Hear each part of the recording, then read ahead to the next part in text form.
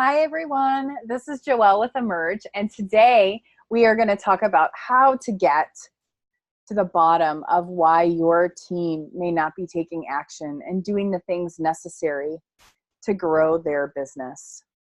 Some of you may be in a situation where you are leading a team and you have coaching calls with your potential builders, and then nothing happens.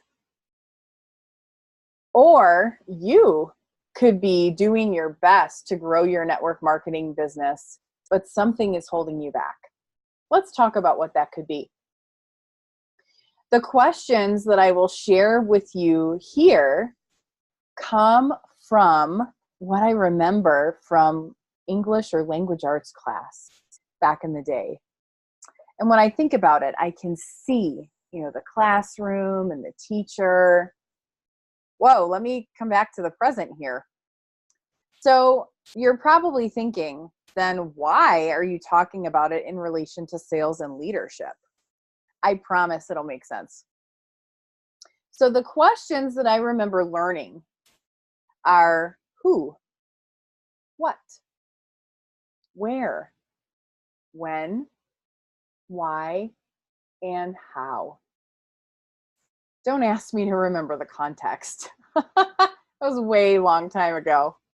I'm going to give you 3 examples of how you can use these in coaching your team or coaching yourself to take action. The key is this: not knowing the answers to these questions will prevent you from moving forward in accomplishing the tasks necessary for you to be successful. So let's go through a common scenario. One common scenario in sales and coaching to sales results is outreach. We have to get our products in front of as many people as possible. And to do that, we need to call people. Calling people can be tough sometimes, and we may procrastinate because we don't know the answers to the questions I talked about earlier.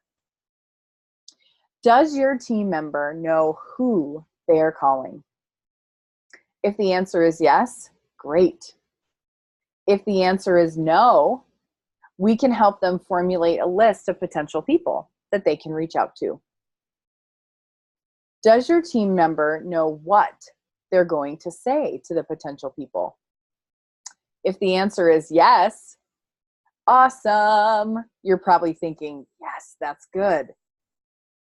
It's probably a good idea to practice what they're going to say so that you're confident and that they're confident.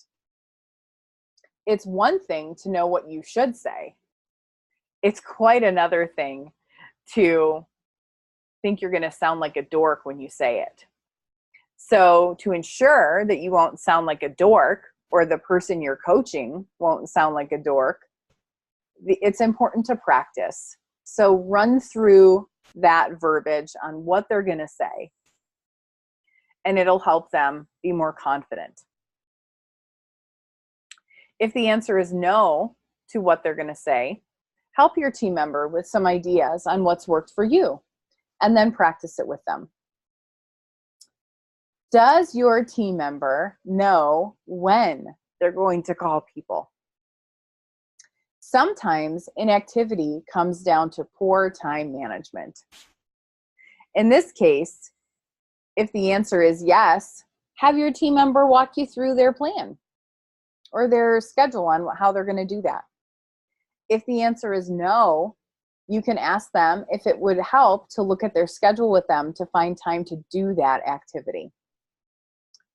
So this is how middle school English applies to sales and leadership. Depending on your skill level, you can ask those questions directly to the person you're working with, or you can use this as a guide as you coach. The result will be the same, and it's the result that we want.